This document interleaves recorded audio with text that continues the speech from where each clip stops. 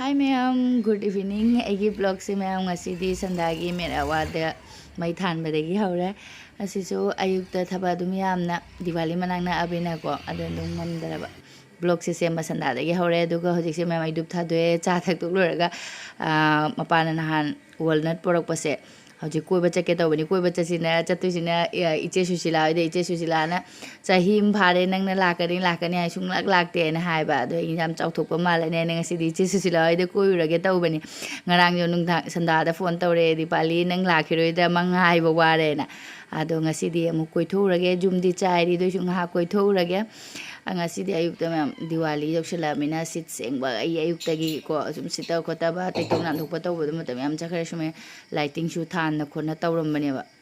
asigi lei pareng se sudri ase aina dum mai se jari ba jeng ko na sem bani jaram dre mu seme khoi paroi masam je lawai jam tang re sa chikhalei jung khara sem bi gi nap khare thau tai ra min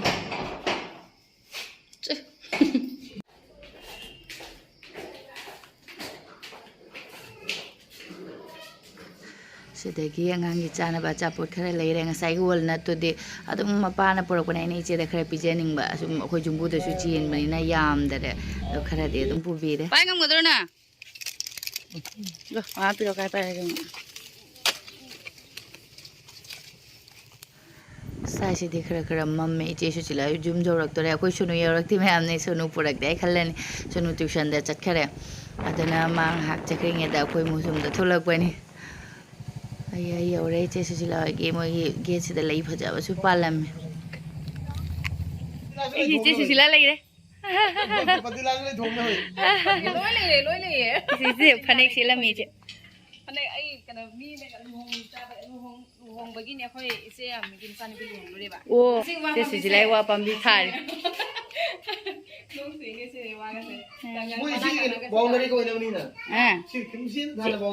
mamang dadi mama ichi silan chahim phare lak de ba sida ichi silai mamang dadi sana rai ka myam hauram ba handak te hauram dre panadi maning da already singdo khrabni ji oi aina han video da jing hawi singdo maning a loi singdo ya ba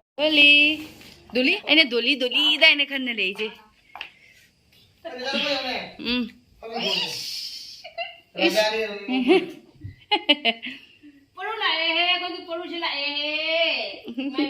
इसी फजना decoration तब घरे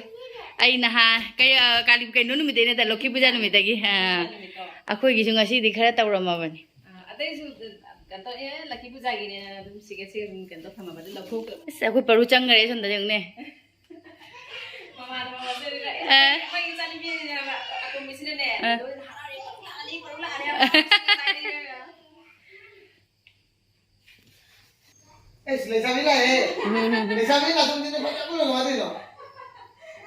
इचे सुशीला के आंगांग Honey tuition चलुई मारे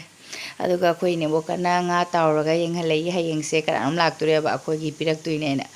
तावरो येंगलै योंगिने बोंगने इलिसा ने इस इमा Elisa ngong pen बोरेंगी अबुन के देनो फेन ने सेना इचे सुशीला के हस्बैंड दादा उन कौरगे इसे कई के म्याम हौजलो नो से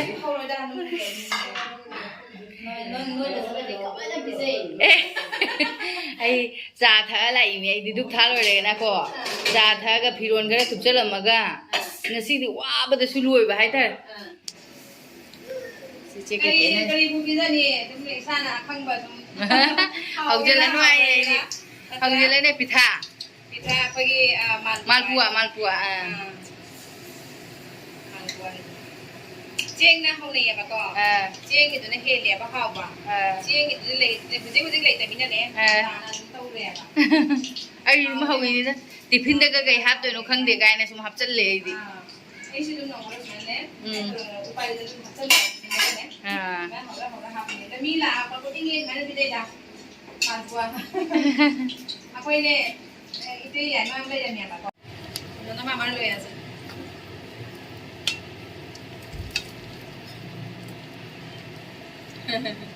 sao trong tàu sân lên अखोई परुना हराव जब से लोरे फ्रेंड हम जो फंगना रबनी ना नुंगाई चाबसु लेते मचिन से 이제 신라가 괜히 안 부터래. 야 잡으면 안 부러도. 어이. 이까이브나 로래 뭐 이제 신라 뭐 잡을 거야. 아무 부터래 싸나 봐 보지. 아코이 바로나 깨타리 용고 에스마이 미나 농시나 따라디고 와. 이싱 닭에 뭐 하이브니 짜봐 울리 hebte tawisiongni.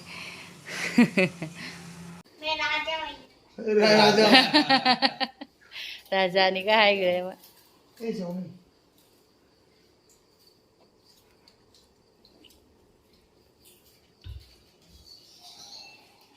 Cha di thak ta mina athum ma cha tha gre yung ne. Ai di cha tha ne khoi paru ga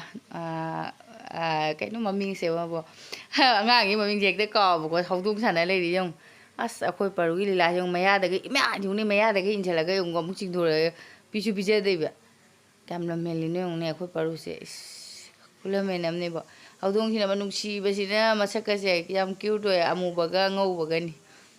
mà cái này được cái gì nữa ông này là cái gì làm थोड़ी बात तो चलते ना ôi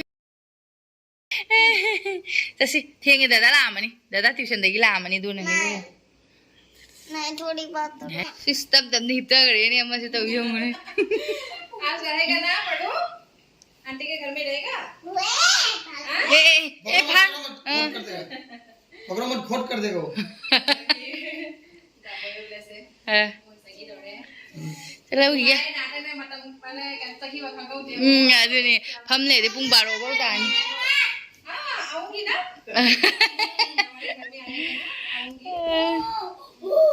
Lama बुला चा सुहाव न थक्तोय अदुगा ngahak wai sanaraga sun matam oidoreba aduna akoi su chatlaga ai na thokle ije su lai get lavender color gini yong white su khara yaw nung thang ina color se mayek sing na khangde lavender color se hodde handak ti yam ngauri phajabram loi lei se ai lai de kat pa yabra ba ije su lai nung kat na mare mi myam di hek ne yai ba aduga dum makhoi su lae aduga khoi se ngasai la amdai da photo chamam bane ba ko chamdu piramoi na thambiramoi na do laurugi ge nuga se chamna di loire photo am khoi chamni jeng halage me amna su 80 rupees loe ba ko acham ne aduga lu aina 100 pi bani kun handore yong se paruga shonuga gi okay thank you uncle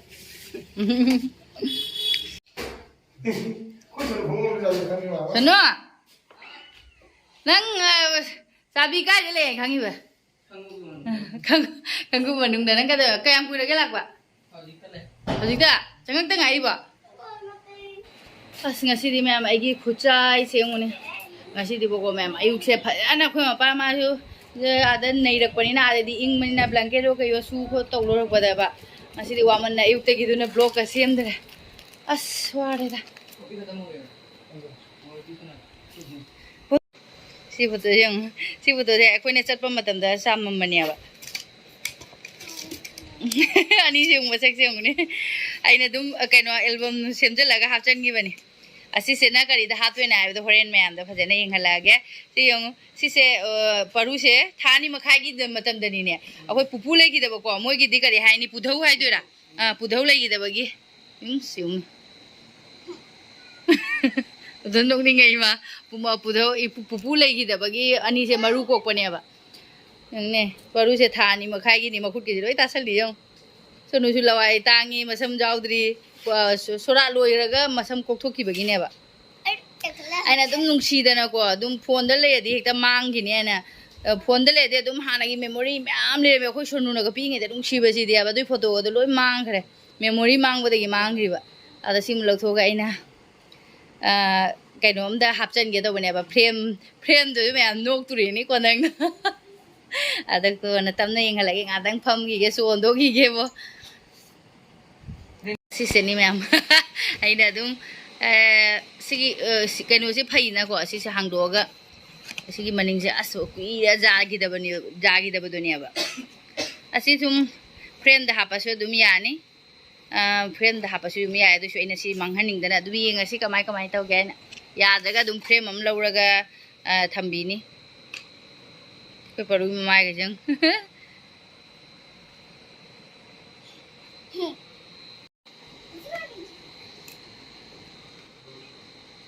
मैं हूँ डोली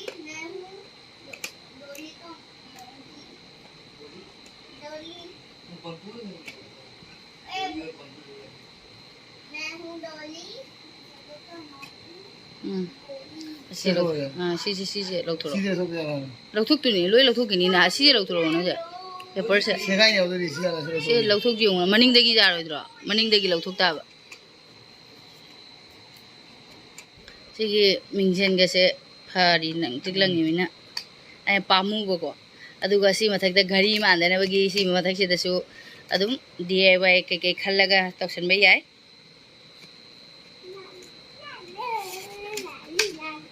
अगर पे जाते ना बीमार है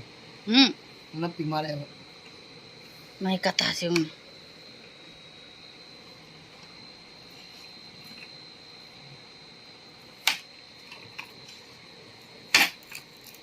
ये सीमा देखना अपना फादे मारे पहले हाँ सीमा देखना अपना फादे मारे कईगी चंगिनी आइरो अदु सी सासे थम्मका असि दुइदि सी सासे सुमाइ थम्मका कासे cái size gì đi mỗi ko A4 size ta tamal lai mai machine do ne aduna dum tawra size sum hangja bai do ni dum pare sum size gi ma pa ne mu jara ni se di mai ka si ra जाए dara ba jing mai album je si tamal lo ta ba atha gi je lo ma kha lo ro round ne na ko yamna di hena chaw ba di na te gi ghari si so ꯑꯗꯨ ꯔꯥꯎꯟꯅꯤꯅ ꯑꯩꯅ ꯔꯥꯎꯟꯁꯦ ꯇꯥꯅꯕ ꯑꯩꯅ ꯁꯤ ꯃꯅꯨꯡꯗ ꯂꯩꯔꯤꯕ 1 2 ꯏꯔꯤꯕ ꯀꯩꯅꯣ ꯆꯦꯁꯦ ꯂꯧꯊꯣꯛꯑꯗꯤ ꯆꯞ ꯆꯥꯅ ꯃꯥꯒꯤ ꯃꯥꯞꯇ ꯀꯛꯄ ꯌꯥꯕꯅꯦ ꯑꯗꯣ ꯂꯧꯊꯣꯛꯄ ꯌꯥꯗꯕꯗꯨꯗꯤꯀꯣ ꯑꯗꯨꯝ ꯁꯨꯃꯥꯏꯅ ꯑꯩꯅ ꯑꯩꯈꯣꯏꯒꯤ ꯃꯤꯡꯁꯦꯜꯁꯤꯗ ꯊꯥꯔꯒ ꯁꯨꯃꯥꯏꯅ ꯀꯛꯄꯅꯤ ꯄꯦꯟꯁꯤꯜꯁꯤꯅ ꯇꯧꯔꯒ ꯑꯗꯨꯒ ꯁꯥꯞꯁꯦ ꯊꯥ ꯂꯣꯏꯔꯒ ꯀꯥꯇꯤꯅ ꯀꯠꯊꯠꯈ꯭ꯔꯒꯦ ꯒꯣꯜꯗꯤ ꯄꯨꯔꯥ ꯑꯣꯏꯔꯔꯣꯏ ꯁꯥꯏꯗ ꯁꯥꯏꯗ ꯑꯩꯈꯣꯏꯒꯤ ꯐꯣꯇꯣꯁꯦ ꯁꯥꯡꯕꯅꯤꯅꯀꯣ ꯑꯗꯨꯒ ꯁꯨꯃꯥꯏꯅ ꯀꯠꯊꯠꯂꯦ ꯀꯩꯅꯣ ꯁ꯭ꯀ꯭ꯋꯦꯔꯅꯤꯅ ꯌꯥꯗ꯭ꯔꯦ ꯑꯗꯨꯒ ꯁꯦꯡꯅ ꯇꯩꯊꯣꯛꯎꯒꯅꯀꯣ ꯃꯅꯤꯡꯒꯁꯦ ꯈꯇꯪꯒ ꯑꯃꯨꯛ ꯍꯦꯟꯖꯟꯅ ꯀꯛꯑꯗꯨꯒ ꯆꯞ ꯆꯥꯈ꯭ꯔꯦ ꯃꯤꯡꯁꯦꯜꯗꯨꯒꯤ ꯃꯥꯞꯇ ꯌꯥꯗꯕꯅꯦꯕꯀꯣ ꯑꯃꯨꯛ ꯀꯛꯑꯒ ꯆꯞ ꯆꯥꯅꯈ꯭ꯔꯦ ꯍꯧꯖꯤꯛꯇꯤ ꯁꯤ ꯁꯦꯡꯅ ꯇꯩꯊꯣꯛ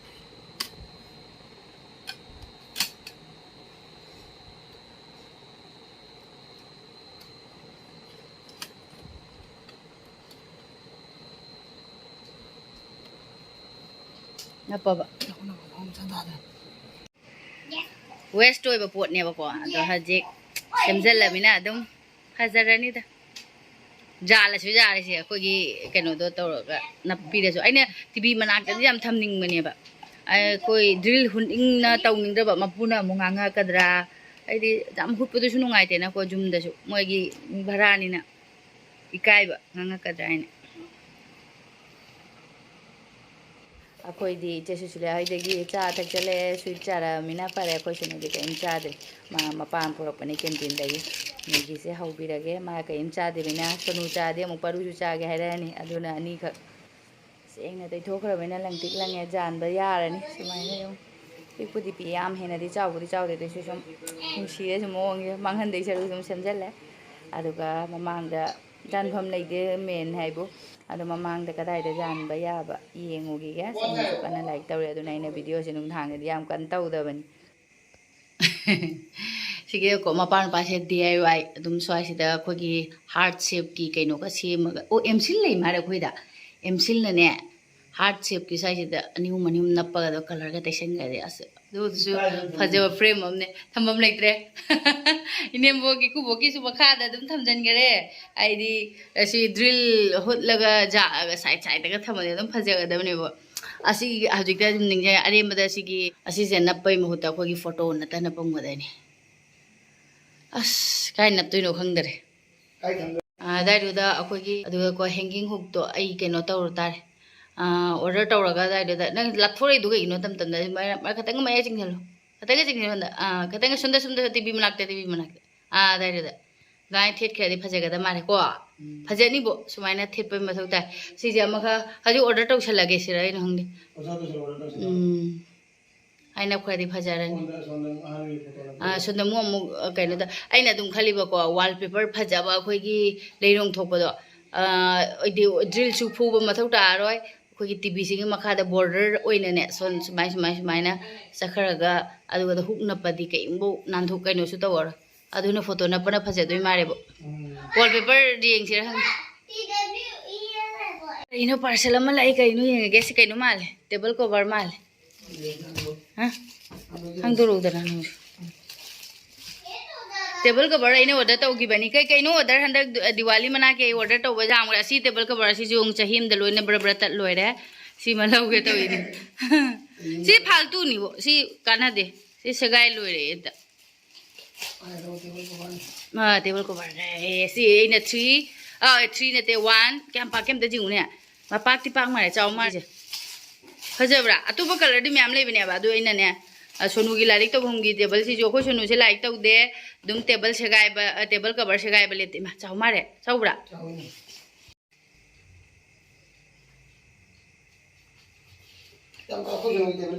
ꯍꯥ ꯆꯥꯒꯗ꯭ꯔꯥ ꯃꯥ ꯑꯗꯨꯏꯁꯨ ꯆꯥꯎꯗ꯭ꯔꯣ 131ꯗ ꯐꯠꯇ꯭ꯔꯣ ꯁꯤꯗꯁꯨ ꯑꯗꯨꯝ ꯌꯥꯔꯦꯅꯦ ꯁꯤ ꯀꯂꯔ ꯑꯩꯅ ꯑꯗꯨꯝ ꯀꯂꯔꯁꯦ ꯌꯥꯝꯅ ꯍꯦꯟꯅ ꯌꯥꯛꯄꯗꯣ ꯂꯧꯅꯤꯡꯗꯕꯀꯣ ꯁꯤꯜꯚꯔ ꯀꯂꯔꯅꯤ 131ꯗ ꯌꯥꯔꯤꯎꯅꯦ ꯃꯥꯏ ꯃꯈꯣꯏꯁꯦ ꯉꯁꯥꯏ ꯊꯥꯡꯅ ꯀꯩꯅꯣ ꯇꯧꯈꯤꯕꯅꯦ ꯊꯤꯟꯈꯤꯕꯅꯦ ꯌꯦꯡꯉꯨꯅꯦ ꯀꯃꯥꯏꯅ ꯇꯧꯔꯨꯏꯅꯣ ꯑꯗꯨꯅ ꯀꯤꯁꯟꯈꯔꯦ ꯑꯩꯅ ꯁꯦꯒꯥꯏꯕ꯭ꯔꯣ ꯏꯃꯥ ꯌꯦꯡꯉꯨꯅꯦ ꯗꯨꯄ꯭ꯂꯤꯀꯦꯠ ꯄꯤꯔꯛꯏ ꯌꯦꯡꯉꯨꯅꯦ ꯁꯦ ꯑꯁꯤ ꯁꯦꯒꯥꯏꯕ ꯍꯧꯒ꯭ꯔꯗꯤ ꯑꯩꯈꯣꯏ ꯁꯣꯅꯨ ꯁꯨꯝ ꯍꯣꯠꯇꯅ ꯑꯩꯈꯣꯏ ꯁꯣꯅꯨ ꯄꯤꯇ꯭ꯔꯨ ꯑꯉꯥꯡꯅꯦ ꯍꯣꯠꯇꯅ ꯁꯨꯝ ꯁꯦꯒꯥꯏꯔꯤꯅꯤ ꯊꯥꯡꯒꯩ ꯁꯦꯡꯅ ꯀꯊꯛꯈ꯭ꯔꯁꯤꯔ ꯀꯥꯇꯤꯅ गोल होलबा ꯍꯣꯏ ꯅꯠꯇꯦ ꯁꯦꯂꯣ ꯇꯦꯞꯅ ꯅꯞꯁꯜꯂꯗꯤ सिरे तत्किनी ꯁꯦꯂꯣ ꯇꯦꯞꯅ ꯃꯊꯛ ꯃꯈꯥ ꯃꯅꯤꯡ ꯁꯨꯃꯥꯏꯅ ꯅꯞꯁꯤꯟꯈ꯭ꯔꯖꯥꯠꯅꯤ ꯇꯣꯛꯑ ꯁꯦꯒꯥꯏꯕ꯭ꯔꯣ ꯃꯣꯏ ꯀꯛꯄꯗ ꯀꯩꯅꯣ ꯇꯧꯔꯛꯑꯦ ꯃꯥꯜꯂꯦ ꯑꯁꯤꯁꯦ 3 ꯇꯃ ꯍꯥꯏꯈ꯭ꯔꯦ 131ꯗ ꯑꯩꯅ ꯂꯧꯕꯅꯤ ꯌꯥꯏꯀꯣ ꯑꯗꯨꯝ ꯄꯣꯠꯁꯨ ꯐꯠꯇꯕ ꯅꯠꯇꯦꯕ ꯄꯣꯠꯁꯨ ꯐꯠꯇꯕ ꯅꯠꯇꯦ ꯌꯦꯡꯉꯨ ꯑꯗꯨꯕꯨ ꯑꯁꯤꯁꯤꯅ ꯃꯃꯥꯡꯒꯤ ꯑꯩꯈꯣꯏꯅ ꯃꯦꯂꯥꯗ ꯂꯧꯍꯧꯔꯤꯃꯤꯁꯦ 150ꯗꯔ ꯀꯩꯅꯣ ꯂꯧꯒꯤꯅꯤ ꯑꯁꯤ ꯄꯨꯔꯥ ꯁꯥꯡꯕꯁꯤꯗꯤ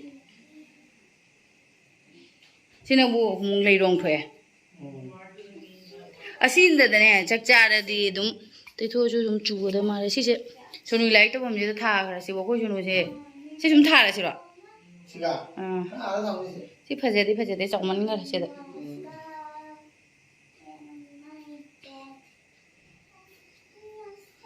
ꯆꯥꯎꯔꯦ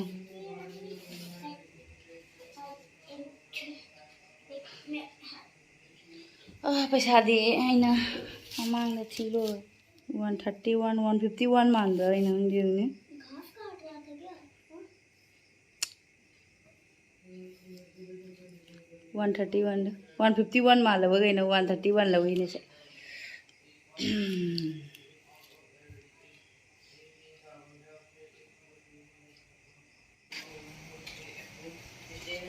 सनो लाइक तौरी हजिक सिसे थाजनगे सिगी टेबल सिदा अदुगा दुम चाक थोंगा मतम यौदोरे फदी फज मारे मैम को कलर से दुम आइदी सुम चम्ब पांबगी को सिल्वर कलर से सुम फजबसु माल यारेदा दुम अदुगा सिने यंगो कोइ से गायना लोरबने टेबल से कवर सी उदबगी वारी तनी को से गायदना लोरे सुमाय साइड साइड से लाइक तौरगा सोनु सिने सुम खुजिन सी तौ तौ खोना तौ लेबेदुगा दने